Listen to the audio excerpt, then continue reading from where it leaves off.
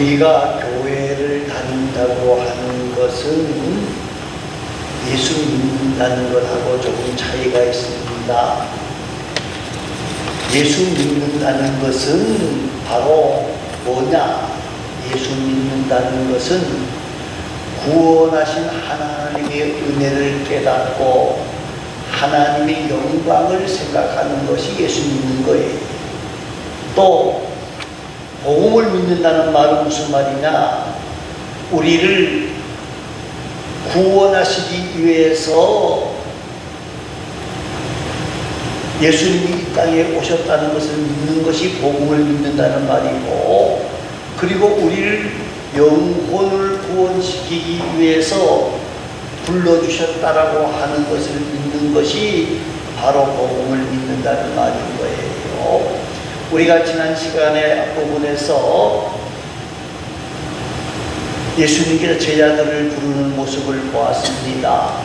베드로와 요한의 형제들을 불렀는데, 자, 베드로는 그물을 버려두고, 또 20절 말씀해 보니까 야고보는 부친과 그 삭구를 그랬어요. 그러니까 베드로 집보다는 요한의 집이 크게 업을 했다는 것을 볼 수 있는 거예요. 그런데 그 모든 것들을 버려두고 따라왔다 그 말입니다. 여러분, 우리가 예수 믿는다는 것은 어려울 때, 문제가 있을 때만 예수 믿는 게 아니고 정말로 하나님께서 상승할 때도 우리를 부르신다는 것을 기억하시고, 오늘 저와 여러분이 부름을 받았는데 이제 예수님께서 제자들을 부르시고 하신 일이 오늘 본문에 나오는 말씀이에요. 자, 21절 말씀 한번 읽어보십니다. 21절입니다. 그들이 가버나움에 들어가니라. 예수께서 안식일에 회당에 들어가 가르치시니. 자, 21절에 보니까 예수님께서 제자들을 선택하시고 가버나움으로 가셨어요. 가버나움으로 가셔서 어디에 들어가셨는고 하면 안식일 날에 회당에 들어가셨는데, 이 회당이라고 하는 것은 유대인들의 결식 장소예요.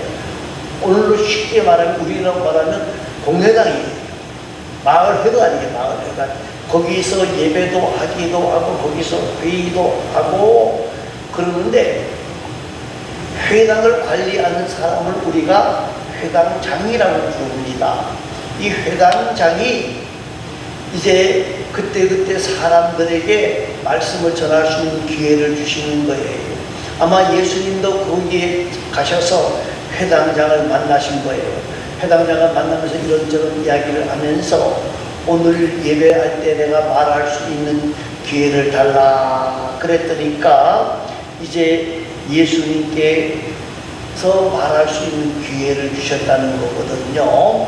그래서 예수님이 거기에 모여 있는 사람들에게 하나님의 말씀을 강론하기 시작을 합니다. 자, 22절 말씀을 또 읽어보시기 바랍니다. 못 사람이 교훈에 놀라니 이는 그가 가르치시는 것에 권위 있는 자와 같고 서기관들과 같지 아니하며. 자, 말씀을 증거했는데 지금까지 거기서 있는 바리새인들과 서기관들이 말씀을 증거할 때와 엄청난 차이가 있었다는 거예요. 그 엄청난 차이가 뭐냐? 이 예수님이 말씀하시는 거기에는 뭐가 있었다는 거예요? 권위. 예, 권위 있는 자와 같고 서기관과 같이 권위가 있었다. 그렇게 말하는 거예요. 서기관들이 말씀을 전할 때에는 그들은 말씀을 증거하기는 하는데 그 말씀이 무슨 뜻인지 모르고 이야기했을 수도 있고요.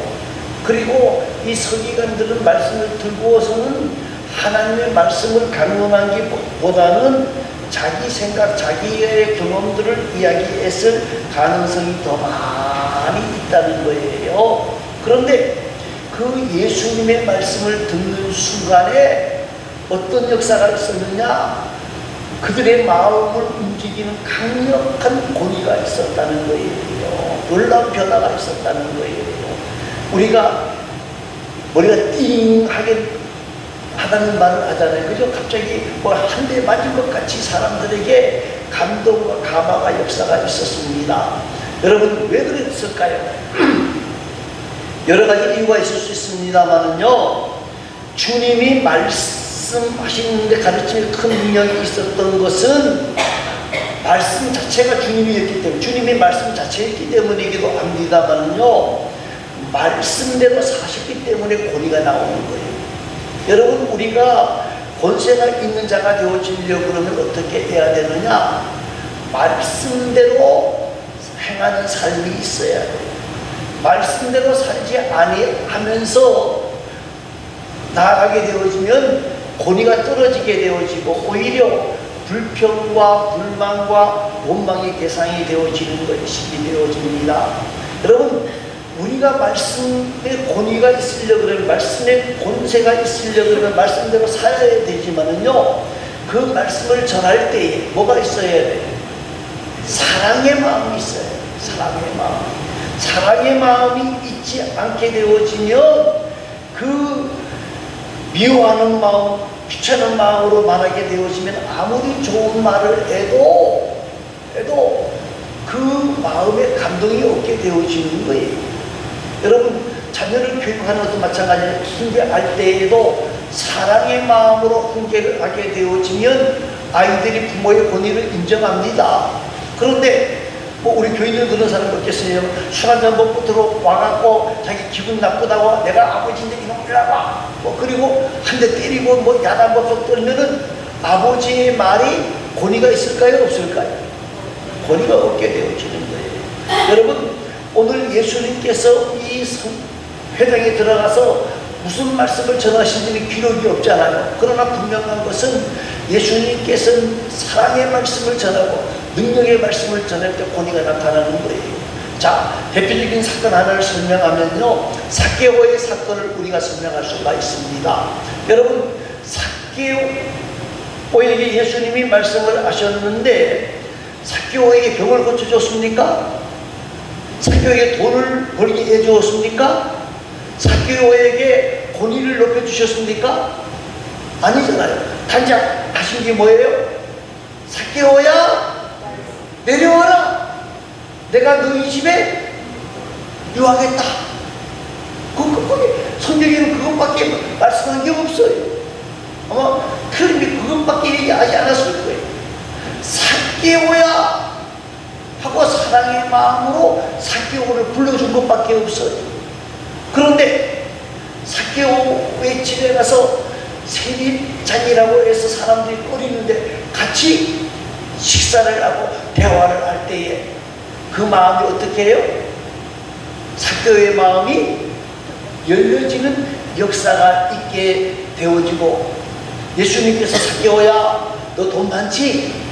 예? 돈 많으니까 가난한 사람들을 위해서 돈 좀 내놓아라. 아니면 내가 지금 선교 사업을 해야 되는데 돈 좀 내놓아라. 그러셨어요? 예? 아니. 그런데 삭개오가 예수님의 말씀을 들을 때, 사랑의 말씀을 들을 때에 권위가 생긴 거예요. 그 말씀에 권위가 있으니까 그 말씀을 들으면서 뭐라고 말하는 거예요? 예수님, 내가 가난한 사람을 위해서 내 재산을 내어놓겠습니다 하고 말씀을 하고 있는 것을 보게 되어집니다. 여러분, 우리도 예수님의 사랑을 깨달아야 돼요. 우리도 예수님의 사랑을 체험해야 돼요. 그래야만이 달라진 변화의 역사가 있는 거예요. 우리가 예수님의 사랑을 체험하지 못하면요, 100년을 예수 믿어도, 100년을 목사가 되어지고 100년을 장로가 되어지고 권사가 되어지도 변함이 일어날 수가 없는 거예요. 예수님이 나를 뭐 하신다? 사랑하신다는 걸 깨달아야 되는 거예요. 자녀들에게 우리가 어떤 말을 할 수도 있어요. 그러나 자녀들에게 사랑의 말을 하게 되어지면요, 자녀들이 반항합니까? 안 합니까? 안 해? 오히려 우리 아버지, 우리 어머니가 얼마나 나를 사랑하느냐 깨닫게 되어지고, 혹시 그 자리에서 한마디 하고 뭐 반항할지 몰라도 얼마 안 있어서 와서 뭐라 그래요? 잘못했어요. 죄송합니다. 죄송해요. 그렇게 되는 거예요. 오늘 저와 여러분이 이 예수님의 말씀에는 그 말씀이 살아있기 때문에, 그리고 사랑의 말씀을 했기 때문에 권위가 있었다는 말씀을 기억하면서 우리도 예수님의 말씀을 통해서 예수님을 만나고, 그리고 예수님의 사랑을 깨달아야만이 우리가 변화가 있고 역사가 있다는 사실을 꼭 마음속에 기억하시기를 바랍니다. 자, 그러면 이제 예수님의 권세 있는 모습이 지금 나타납니다. 자, 이제 그 말씀을 하고 있었을 때에 23절 말씀입니다. 다 같이 읽습니다. 마침 그들의 미당에 더러운 귀신 들린 사람이 있어 소리질러 이르되 그 회당에 어떤 사람이 있었다는 거예요. 귀신 들린 사람. 귀신 들린 사람이 있었다. 그런데 귀신 들린 사람이라고 말하기 전에 더 중요한 단어를 하나 봐야 돼요. 더러운 귀신. 무슨요? 더러운 귀신. 그렇지요. 더러운. 여러분, 사단이라고 하는 것은 원래부터가 더러운 거예요. 예? 귀신의 속성을 잘 표현해 주는 말씀이에요. 더럽다는 말이 무슨 말이 하면요, 생각이 더러운 거예요. 그리고 부정적이고 폐쇄적이고 비판적인 거예요. 비판적인 거예요. 자신을 바라보는 시선도 부정적이고 다른 사람을 바라보는 것도 부정적이고 모두가 비뚤어져 있는 것이 바로 귀신 들린 사람이에요. 교회에서도 그런 사람이 있어요. 그런데 그분은 보면요, 모든 것이 다 삐딱선을 타요. 그분의 눈에는 모든 게 다 삐딱해. 여러분, 좀 어떤 사람이 삐딱하게 보일 수도 있어요. 그런데 모두가 다 삐딱하게 보이면 안 되는 거예요. 예? 여러분,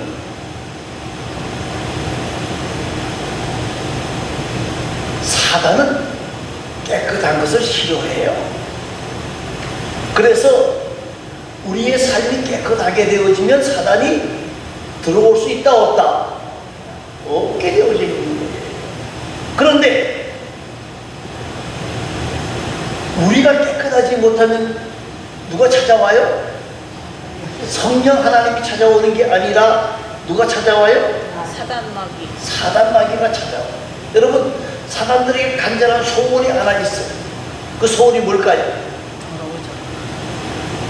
자기의 집을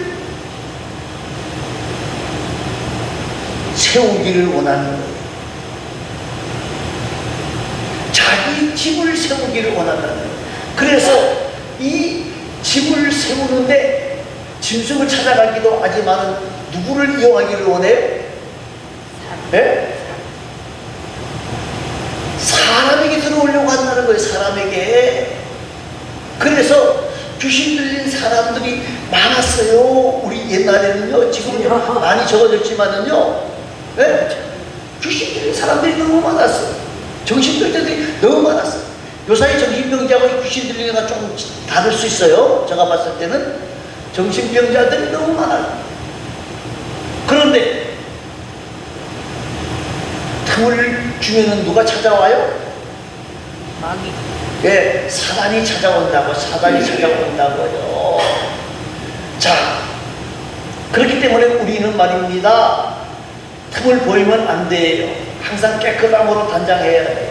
깨끗함으로 단장한다는 것은 다른 말로 말하는 예수님 중심으로 삶을 살아가야 된다, 그 말이에요. 자, 그러면 그 다음 말씀입니다. 24절 말씀을 읽어보시기 바랍니다. 나사렛 예수여, 우리가 당신과 무슨 상관이 있나이까? 우리를 멸하러 왔나이까? 나는 당신이 누구인 줄 아노. 하나님의 거룩한 자니이다. 자, 이 사단이 예수님을 알았어요, 몰랐어요?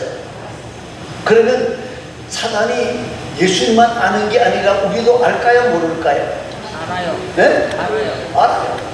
여러분, 우리도 사단이요 알아요.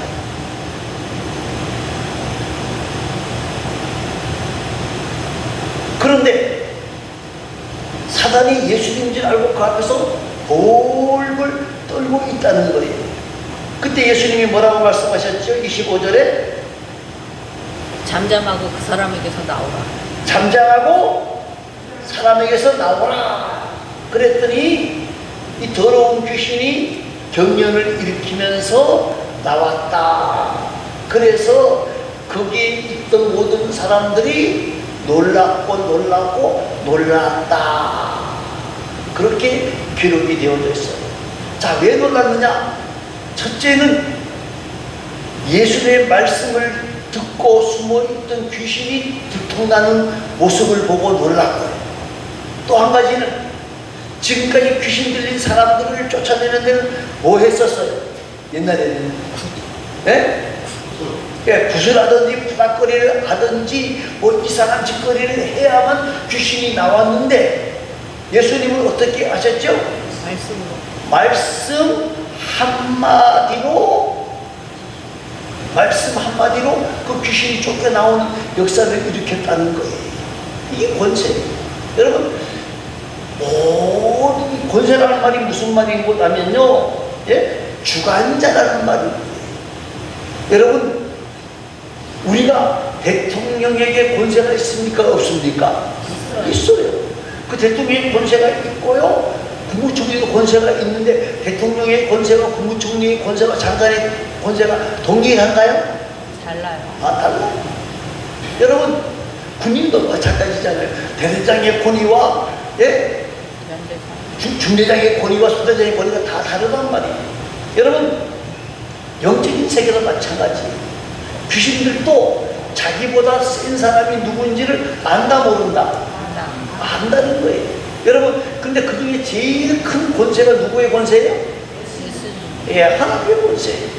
모든 것이 하나님의 손에서 출발된다는 거예요. 하나님의 권세보다 더 큰 권세가 있어요? 없어요? 없어요. 예수님께서 이 땅에 오신 이유가 뭘까요? 네? 사단의 권세에 매여 있는 우리를 자유케 하기 위해서 예수님이 이 땅에 오셨어요. 자, 그러면 그 예수를 믿는 자들에게는 구원을 얻게 하시는 은혜를 주셨지만은요, 이 예수님이 가졌던 권세를 우리에게 주신다는 거예요. 자, 어떤 권세입니까? 하늘과 땅과 만물을 지배하는 권세를 우리에게 주셨어요. 너희는 이 모든 것을 다스리고 지배하라고 하는 권세를 우리에게 주셨다는 거예요. 또 한 가지 권세는 뭐예요? 모든 하급 권세들을 제압할 수 있는 권세를 주셨어요. 예수의 이름으로 올라가라 그러면 역사가 일어납니까? 안 납니까? 일어나요. 예? 일어나요. 안 일어나요? 일어나요. 예수 내 이름으로 되는 게 아니라 누구의 이름으로? 예수님의 이름으로 쫓겨나게 되는 거예요. 여러분, 죄의 권세로부터 우리는 자유함을 받았어요. 어떻게 하느냐? 하나님 앞에 회개하기만 하면 하나님께서 우리의 모든 죄와 우리의 모든 허물과 잘못을 뭐하여 주신다? 용서하여 주신다. 자, 여러분, 우리는 우리에게 주어진 이 권세를 사용해야 된다는 거예요. 묵히면 안 돼요. 여러분, 모든 삶의 현장에서 우리는 이 예수님의 권세를 이용해야 해요. 예수님의 권세가, 우리가 예수님과 함께 있으면 예수님의 권세가 누구의 권세예요? 내 권세. 내 권세예요. 여러분, 어린 아이가 아버지 손목을 붙잡고 어머니 손목을 붙잡고 길을 가면은 당당하게 가잖아요. 앞에 뭐가 있든지. 누구 권세 때문에 그래요? 엄마 아빠. 아버지나 어머니 권세 때문에 그런 거예요. 마찬가지 예수의 권세를 붙잡고 나아가야 돼요. 여러분, 네. 오늘 저와 여러분이 말입니다. 캄캄할 때, 어려울 때, 힘들 때, 문제 있을 때 나사렛 예수의 이름으로 물러가라 외치고 담대하게 나아가야 된다는 거예요. 우리가 이렇게 할 수 있는 이유는 내 능력이 아니라 누구 때문에 그래요? 예수님 때문에 그래요. 예수님께서 십자가에 위에서 모든 사단의 권세를 깨뜨려 주시기 때문에 그래요. 사망의 권세를 깨뜨려 주실 뿐만 아니라 죽음의 권세까지 깨뜨려 주시고 승리의 권세를 우리에게 주셨기 때문에 그래요. 우리는 담대하게 권세를 사용해야 되는 자가 되어져야 돼요. 좀 오래된 이야기를 하나 하려고 합니다. 70년대에 독립문 성결교회의 임영재 목사님이라고 하는 분이 계셨습니다. 이 분이 신림동 산꼭대기 집사님 집에 신방을 간 할머니 집에 혼자 사는 할머니 집에 신방을 갔는데 목사님이 신방을 왔다고 예배를 마치고 나니까 이 집사님이 음식을 준비한다고 나가는 거예요. 그런데 보니까 그 겨울에 연탄을 뗄 돈이 없어서 방이 냉방이에요. 그 집을 보니까 이 벽지가 다 너덜너덜너덜해. 그렇게 벽지를 이렇게 쳐다보는데 한 군데 보니까 이상한 게 하나 또 붙어 있는 거예요. 뭘까요? 수표야. 근데 가짜겠지 하고 다시 가서 목사님이 이렇게 보니까 진짜야. 그래서 이제 집사님이 밥을 목사님 식사하시라고 그러고 집사님 저건 뭐요? 그건 묻지도 말고요. 빨리 식사부터 하시라고. 아니 식사도 실전 저게 뭔지. 그거요. 저가요 우리 동네에 할아버지 한 분이 계셨는데 아들들이 있는데 잘 사는 집안인데 아버지를 돌보지 아니해서 시간 날 때마다 가서 돌봐줬다는 거예요. 밥도 차려드리고 청소도 해드리고 그랬더니까 하루는 이 할아버지가 이거 자네에게 주는 선물이요. 그리고 주더래요. 그러니까 이 어르신이 수표인지 뭔지 몰랐어. 봐봤어.